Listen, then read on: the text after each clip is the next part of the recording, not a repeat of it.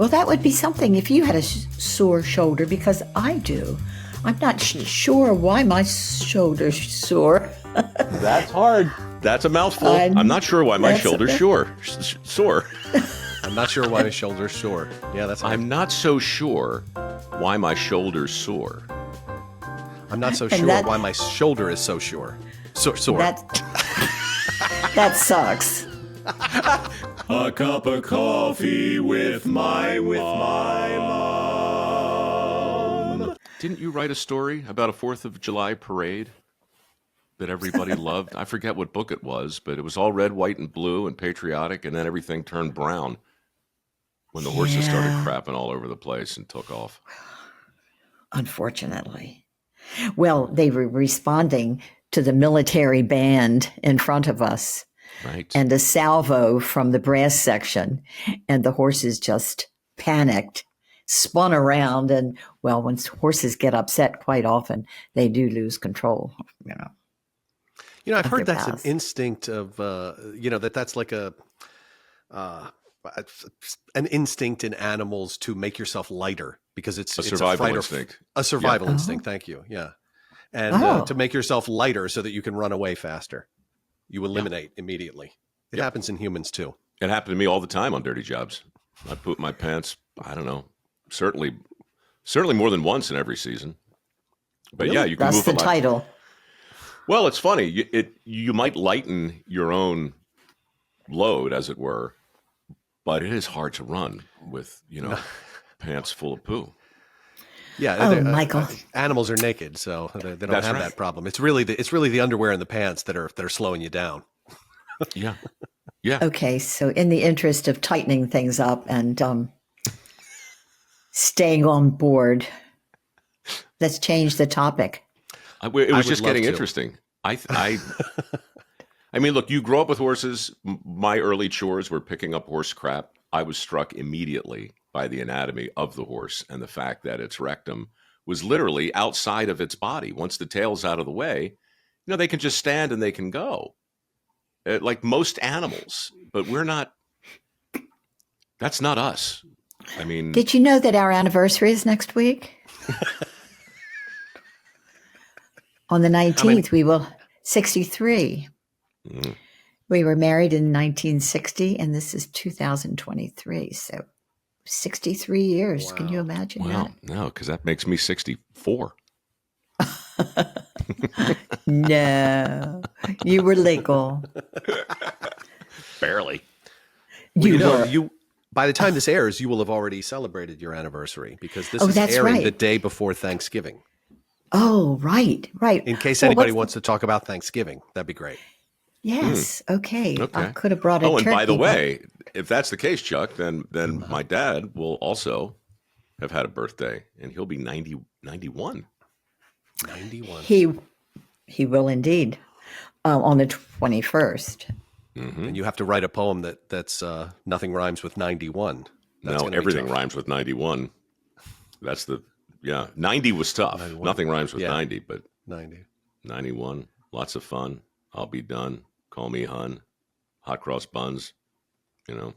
Endless. Your friend growing up, your best friend, John, his family had a camper and they had a tent. So they invited our family to go camping with them down at, was it the Outer Banks? Yeah, no, it wasn't that far. It was Virginia Beach.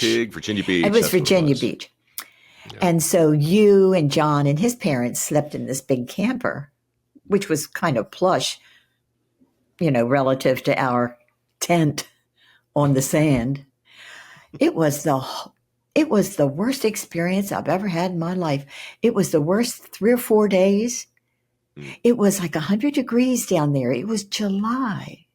100 degrees. Mosquitoes the size of dune buggies. They were enormous. Humid. The sand stuck to everything. We had sand in every crevice of our body. There was sand in the food that we ate.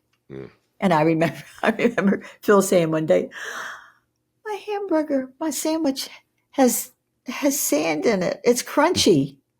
And Scott said, well, it is a sandwich. Scott was so smart.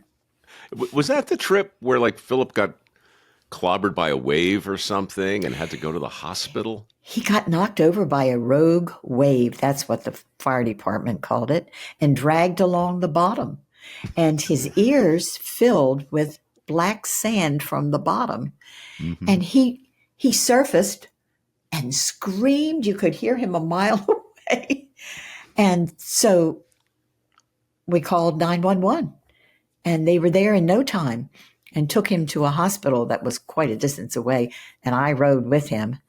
He screamed the whole way. Those guys, man, they blew that siren the whole way so they wouldn't have to hear Philip. And then Dad followed in our car. And you stayed behind, of course. You and Scott stayed behind in the swimming pool. But anyway, it was terrible. And we got into the hospital and we walked into the emergency room. It was clean. It was spotless. It was pristine and cool. Air and conditioned. Phil sat up on the table swinging his legs. He said, Mommy, if you and Daddy want to go back to the campsite, I don't mind. I'll stay here. And your father said, if I'm going back to that hellhole, you're going with me. And this is why we didn't take a lot of vacations, Chuck. This is why Mike rode in the car with his friend. Mm-hmm. And we had Phil and Scott with us. And we kept pulling over so they could throw up, on the side of the road. And then our water hose or some hose in the car broke, and we had to. Yeah. It was just not fun. Not a fun experience. But I think Mike and Scott might have had fun. But then when we got back from the hospital, I said to Phil, you can get in the pool with the boys. It'll be fun. They had a really nice big pool. So we got back. Nobody was in the pool. Do you remember why? Was there some sort of bodily problem? Yes, somebody had gone to the bathroom in the pool and it floated to the top and it was floating around. Yep. And it was floating around. And I said, oh, look, it's floating around like a buoy. And your smart brother, Scott, said, oh, it's a buoy. He was on fire that day, first with sandwich and then with a buoy. Yeah, it's a miracle he's not writing for the late night guys at this point. It was like that scene from Caddyshack, Chuck, with Bill Murray and the baby Ruth. Oh, yeah. Baby Ruth, yeah. Yeah, it's actually bad. Yeah, that was pretty good. That was a horrible week, really. But, I mean, thank God it happened. What would we be talking about but for that at this point? Certainly not Thanksgiving, which is tomorrow. No, it is tomorrow. Tomorrow's Thanksgiving.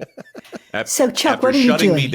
After shutting me down with the horse poop and everything else, she brings it back to human feces in a swimming pool, right? But I didn't use any It's okay language. when she does it. I called it a little brown floating buoy. But anyway, what are you doing for Thanksgiving, Chuck? You have plans? I've got a couple of offers. I haven't. I'm deciding. I'm just waiting. You're waiting to see what the best one is. Yeah, get the best offer, and then then I'll go. You probably should let them know by tonight. You think? Probably. When is it? It's the 20. Tomorrow, the 23rd. Oh no! I mean, in real time. It's still the 23rd in real time. Well, wait a minute. What's today? Today in real time, it's like the 14th. That's correct. Okay. So it's 9 days from today, but this will air the day before. I understand. And you know what? I think people understand too. I think they understand that we're not broadcasting live. Yeah, they know that. I mean, I hope they know. You think anybody really stays on to the end? No. Well, the last one that we did, we said, write a 5-star review. I think I said, write a 5-star review and tell us if you were still listening at this point. And then you said, if you can find out how to do it. Yeah, if you can figure out how to do it. And there were a lot of people. Yeah. A lot of 5-star reviews that started with, I'm still listening. I heard it all. It's incredible. Yeah. Incredible what people listen to, honestly. Some people don't have a life. Why do you want to insult our audience? No, these are people with good judgment. There you go. That's makes a lot more sense to me. Oh, God. You know what, Mom? I thought about this the other day, and I hope this isn't true, but I noticed you called me yesterday. Yeah. And I didn't pick up because I was in the middle of recording a jingle that I'm just going to re-record in a few minutes from now anyway, which is probably already aired during this episode. Sorry, Mike, you're not getting your nail file out to file your nails, are you? No, I'm not. Oh, my mother? You are? Might be. That's what you were doing? Unbelievable. Oh my gosh, I heard the drawer open and I'm like, you're not going to do that, are you? She wouldn't do that. Never again. I didn't realize you would notice. Got to be kidding me. I have a little snag nail here and I just was going to take care of it, but it'll wait, honey. No, you can do it now that we're talking about it this point. Yeah, you might as well. I've expanded the screen, so all I see are your hands in this giant nail file as I'm trying to tell this story. So, Peggy, what are you going to do for Thanksgiving? I don't know. I think we'll probably just stay right here. We'll stay here. Oh, they'll have a lovely turkey dinner with all the... Oh, actually, your brother and sister-in-law have mentioned that they might come for Dad's birthday on the 21st and then stay and leave later on Thanksgiving Day. So really? Yeah, I just recalled that because he wasn't sure. He's going to let me know this evening if they can come. So that'll be nice. Holidays can be a little bit of a downer in a place like this if you don't have relatives, because a lot of people have relatives come on holidays and they're in the dining rooms and the pool room and the shuffleboard. And so, yeah, but it's nice to see the other little kids running around. Don't Chuck, feel sorry for me. We're fine. No. And Phil might come. Oh, okay. Well, now I feel sorry for you. He'll have sand in his ears and they'll be screaming. Throwing up the whole way here. Yeah. So, I wrote a story a couple years ago. I don't know if you heard it. It was called Visiting Hours. And they just turned it into a TV show. And I just had a conversation with Matt about it for the new season of The Story Behind the Story. And you guys come up in it, as does the home, because there are a couple different things going on with the story.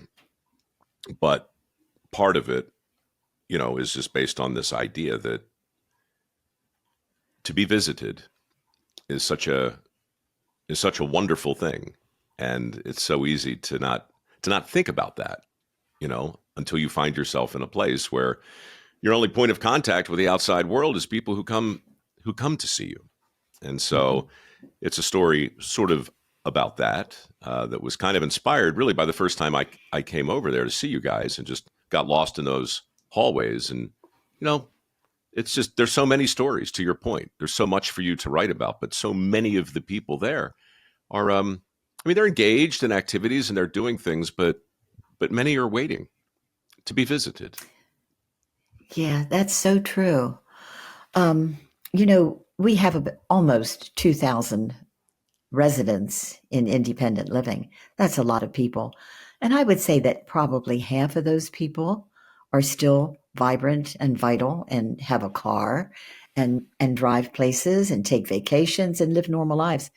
And about half of the people are more elderly and maybe not well, and they pretty much stay to themselves and have their meals delivered or pick them up. So there's so many different kinds of people here, the people who are in their 60s and still play pickleball and softball and what's that? Disc golf. Disc golf, yeah. And disc golf. Yeah. And then last week we got our latest COVID booster, and they recommend it for people our age. And I saw people coming into that clinic setting I've never seen here before. And these were people, some of them with caregivers and some in wheelchairs and walkers. So, yeah, there are different layers of residents here. One nice thing here, there are a lot of there's a lot of wonderful volunteers, and they go to see these people who can't come out, and they read to them. They'll get their mail. So altruism is alive and well here at the home.